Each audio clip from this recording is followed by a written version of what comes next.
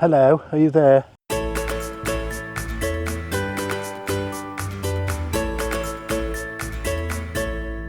Hello everyone. Welcome to the River Mersey in the background. I'm not far away from the Oglet Shore, which featured in a video I did about, a year ago, I guess. If I can find it, I'll leave a link to it up here. So you might want to have a look at that.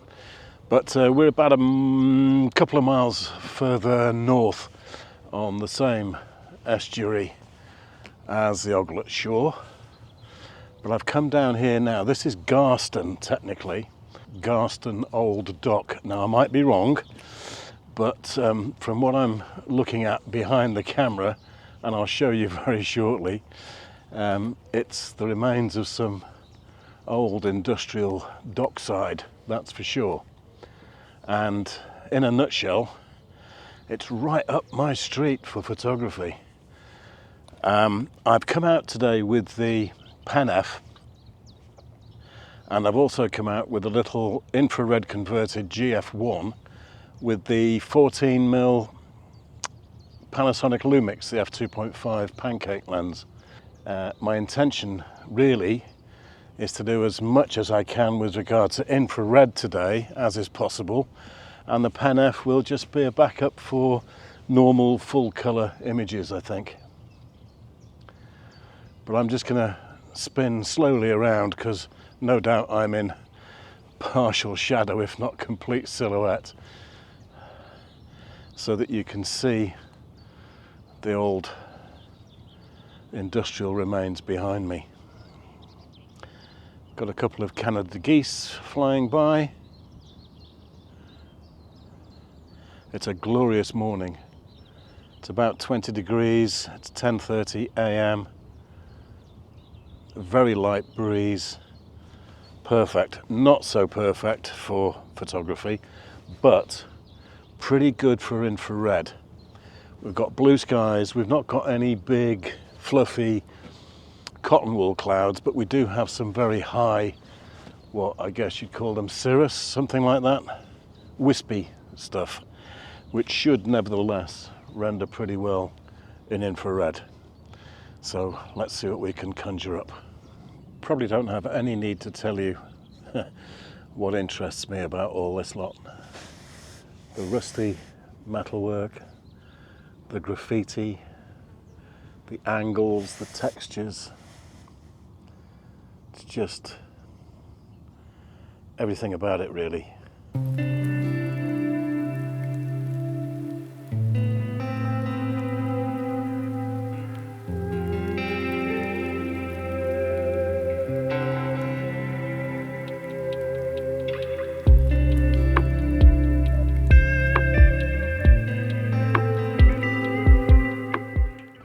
Well now, apologies for squinting because I'm facing more or less directly into the sun, but there you go. I have found a nice spot on which to perch, and it looks for all the world like a very, very large and very substantial ship's anchor.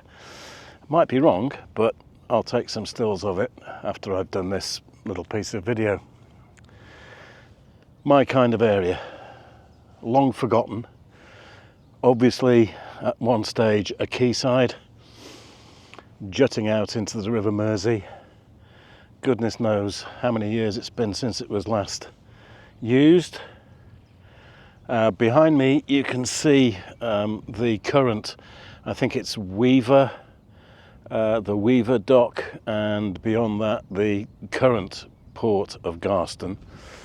But this particular section here, as I say, not been used for donkey's years, as we say over here.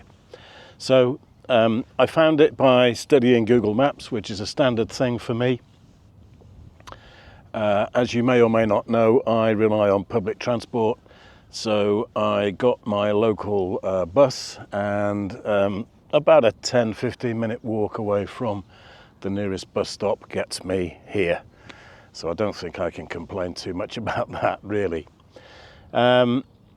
Dilapidated, rusting, rotten, forgotten. No, that's not me, I'm talking about the location. So with that in mind, I thought, aha, blue skies, lots of sunshine. The best I can get is probably going to be with infrared. So that's why I came out with my little infrared converted Lumix GF1. For those of you that have followed the channel, you'll know that I purchased it a couple of years ago. It might even be 3 years ago now. It had already been converted, so there's no need for me to put an infrared filter on the front. I could if I wanted to, but there's no point. It's basically 720 nanometer converted, so it gives a little bit of color. And as with pretty much any infrared photography, you do need to do quite a bit of tinkering in post-production, but it's something that I enjoy, and I'm hoping to get some reasonable images out of it. A couple of things I found over the course of owning it. Not every lens of mine works well with it. Some will generate a hotspot in the middle of the frame, in the middle of the sensor, and some just refuse to focus. I think the 6mm Lauer is one that springs to mind. I just could not get that to focus using it on the little GF1. There you go. Don't ask me why, but it seems to be a thing. So I've been shooting with this ISO 200. It's been on either aperture priority or indeed program mode. On a day like today, it is damn near impossible for me to see the final composition on the screen. There's no viewfinder, of course, on these. Well, you could buy an additional accessory one, but they're too expensive and not worth it in my mind. So it's a bit of, point and shoot job. Let's see what we get when we get back home, really. And then as a backup, you all are by now, I'm sure, very well aware of my love for the Olympus Pen F. I've only got the one lens with me. So the 14mm is swapping between the two bodies. Most of the images I take today, I think, are going to be on the little Panasonic. But if there are some striking rusty colours around and some good, strong graffiti, which isn't too explicit, I have to be careful of what I show on YouTube after all, then you might see some shots taken on the Pen F. But right now I am going to stop using the video and get my stills cameras working down here on the old quayside. Let's see what we can get. We have an incoming tide, but it's quite gentle, and where I am there's no risk of me being cut off by the tide.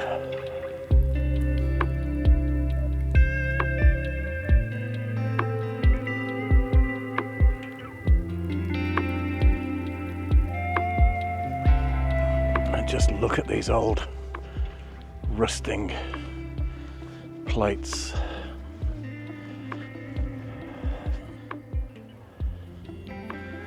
Is it me? Am I the odd one out here? Or does anybody else like rusting, rotten remains like this? I just find the backstory so interesting. Thinking about all the ships that may have berthed here over the years. Well, hello there. This is being filmed a couple of days after I came back from that outing in Garston. So I'm just putting this little clip into the middle of the video simply to explain exactly where I was and what on earth was going on. It wasn't ever a conventional quayside. It was in fact the site of Garston Shipbreakers, a company called Pemberton and Carlyon, and I managed to find on the internet quite a few images posted by Brian Carlyon, who was one of the owners of the business down there. The history of it goes back, I think, to the 1920s, and I believe it finished up in the 1990s. That's when the last sort of ships were broken up there. and then the site was progressively cleared of the remains up until the early 2000s. So if I had only stopped to think about it, it might have explained why that whole structure, the quayside that I was calling it, was made up of all those riveted and welded plates, because I believe, now that I've thought about it, that they were in actual fact the remains of previously broken up ships. I wanted to put this little section in to explain and give you the correct historical background to it. So now, having said my piece, I'll hand back to my alter ego down there and he can finish off the video for you. Just fantastic. It's like a skeleton, isn't it? That's what it reminds me of anyway. Just, oh my goodness me.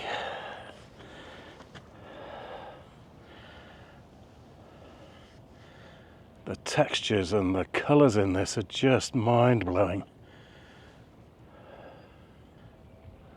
Oh my goodness me. Yes, I'm enthusiastic.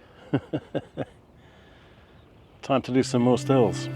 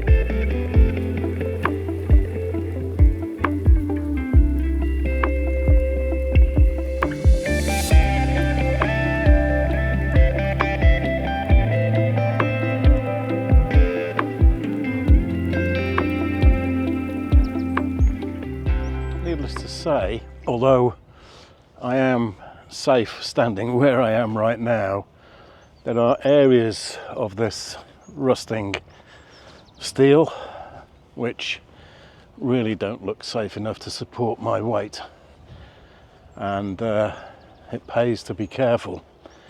I'm probably, well, I can tell you right now, I am the only person down here within sight, and unless I can make a phone call, should anything happen, I'd be in a bit of bother. So, pays to be careful. Not just me, you guys as well, if you do this kind of photography. Take care, do a bit of research, and don't push your limits if you're on your own. Make sure you're working within your own limits. If you're a young whippersnapper, then obviously you might be able to do a lot more than I am at my age, because I do need to be very careful. But I'm quite happy with what I've taken so far. There's nothing much now between me and the housing estate and then the road back to the bus stop.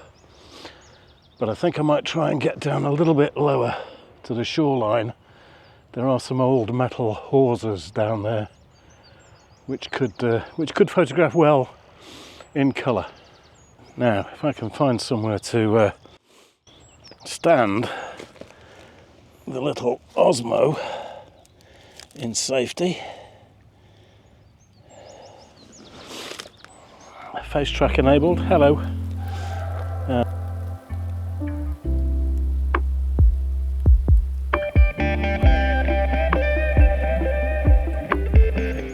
Here's hoping the Osmo is still tracking me. Well, if I had a zoom with me, it would be easier. It's tricky. This is tricky. I love the old tree trunk here alongside me with remnants of bark on it. There's some sort of metal cylinder beyond it as well. So we've got the Pen F. Thank goodness for a viewfinder. Let's see. Yeah. That's a whole load of nothing, that. I'm going to take this shot anyway, just to show you.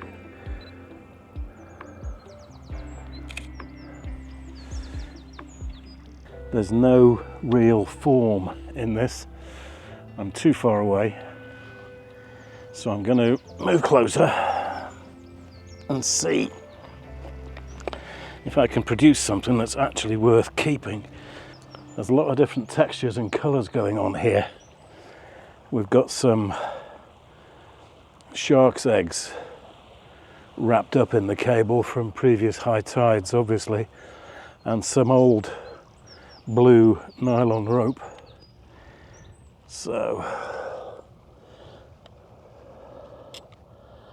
let's just have a go at this. Now, I think the safest thing for me to do is to wander over here, and this metal tube, iron or steel, I don't know what it was when it was first manufactured, but it's basically 100% rust. Quite like that. This old beam, it has blue rope draped across it, and we have yellowy green lichen beyond that, and three different bolt heads. So, and from where I'm sitting, it is on an angle, and it's forming a cross actually with this tree trunk that I'm also sitting on. As it stands right now, that's probably the best colour shot that I've taken so far today. It'd be interesting to see what it looks like when you see it, and see if you agree.